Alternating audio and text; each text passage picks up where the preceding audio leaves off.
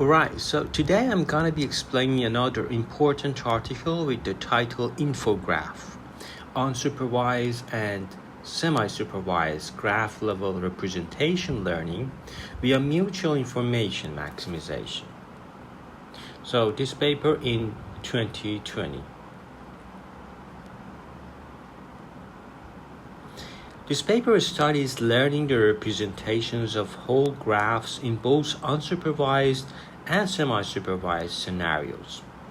Graph-level representations are critical in a variety of real-world applications, such as predicting properties of molecules, community analysis in social networks, for example, protein classification, enzyme classification, the DD dataset. There are many datasets that you can use for graph classification. For example, this one has two classes, this one has two classes. This one has, I think, 18 or 8 classes, I forgot.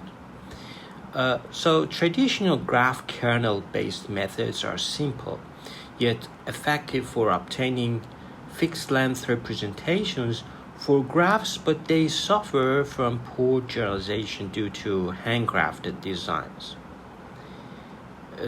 Because of this, people nowadays don't talk about graph kernel that much. So there are also some recent methods based on language models, but they tend to consider certain substructures, subtrees. So inspired by recent progress of unsupervised representation learning, we propose a novel method called infograph for learning graph-level representations. So in this article, they maximize the mutual information between graph-level representation and representations of substructures of different scales. For example, nodes, edges, triangles. So maximizing the mutual information between this representation of this one and a graph. So the mutual information, if it is maximized, then we can have a good representations of the substructures. So the graph level representations encode aspects of data that are shared across different scales of substructures. So you see the illustration of infograph that an A denotes neighborhood aggregation.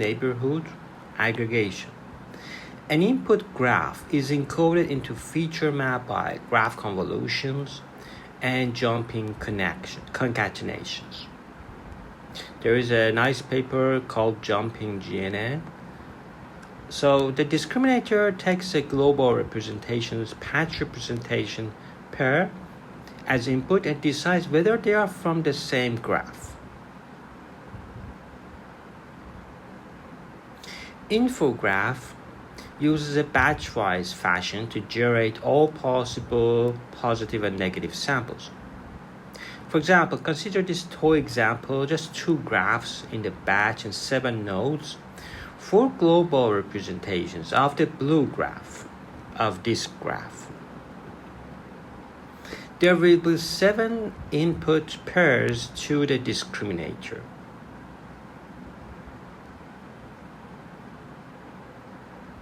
And the same for the red graph.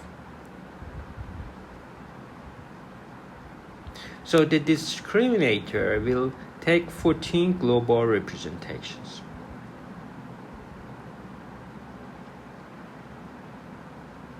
So graph A is blue. You see that this is 7 representation, and same for blue, for graph B, which is red. So the problem of semi-supervised graph is that given a set of labels, you have very few labeled graphs as well, and a set of unlabeled samples. Our goal is to learn a model that can make predictions for unseen graphs. Of course, the number of unlabeled graphs is always much higher than the labeled graphs. We focus on graph neural networks, and the representations of nodes are learned by aggregating, different depending on your aggregation and combine, which is an update. You can have your own graph neural networks, and there are hundreds of variations. So we refer to these as patch representation, because we are aggregating features of neighborhood nodes. So GNNs utilize a readout to summarize all obtained patch representation into a fixed length graph representation. So for case layer, we use it from k-1 and the neighbors. We seek to obtain a graph representation by maximizing mutual information between graph level and patch level representations. By doing so, the graph representation can learn to encode aspects of the data that are shared across all substructures.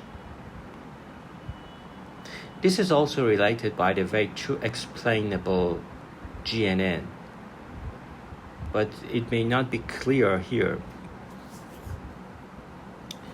So assume that we are given a set of training samples with empirical probability distribution. And let phi denote the set of parameters of k layer. After the first k layers of the graph neural network, the input will be encoded into a set of patch representations. So these are the patch representations. Then we summarize the feature vectors at all depths of the graph neural network into a single feature vector that captures patch information at different scales centered at every node. So we concatenate them, because we have k layers, we concatenate them, and then we take the readout. Then this is the important thing in this paper, that you are maximizing the mutual information. So our mutual information, we define it on the global local pairs. So this I here is the mutual information, which is modeled by the discriminator T psi and parameterized by a neural network with parameters psi. And then we use Jensen-Shannon estimator. Here is the Jensen-Shannon estimator. And this SP is just, this one is just soft plus function. This soft plus function. This SP is just a soft plus function.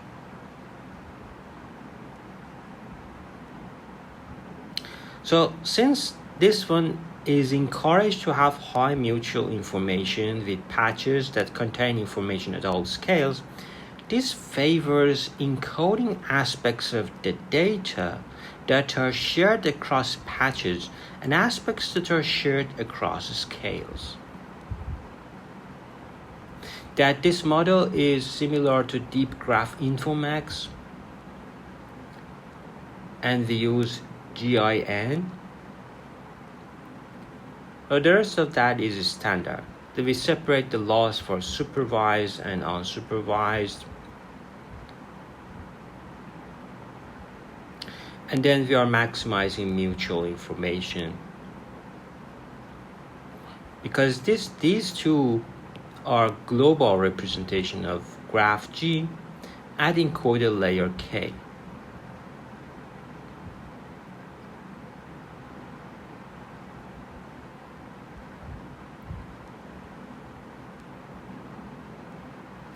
So phi is set up parameters of another k-layer graph neural networks. So this one is for another k-layered graph neural networks. And this one, so this paper has high computational complexity. But it's very natural. I mean, we are maximizing mutual information. That is nice. Notice that this formulation can be seen as a special instance of student-teacher framework. However, unlike the recent student-teacher, you may say that we are distilling information, so that may be necessary for high computational complexity.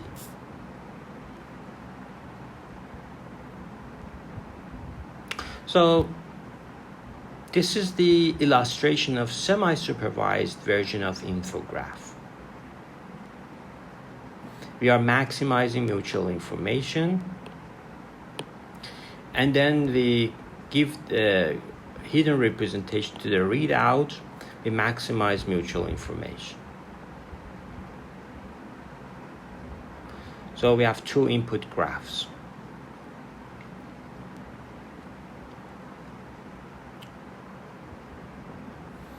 And these are data sets, graph to vec, infograph. If you compare infograph with graph to vec, you will see that we have improvement for example, this data set. This one is also important data set.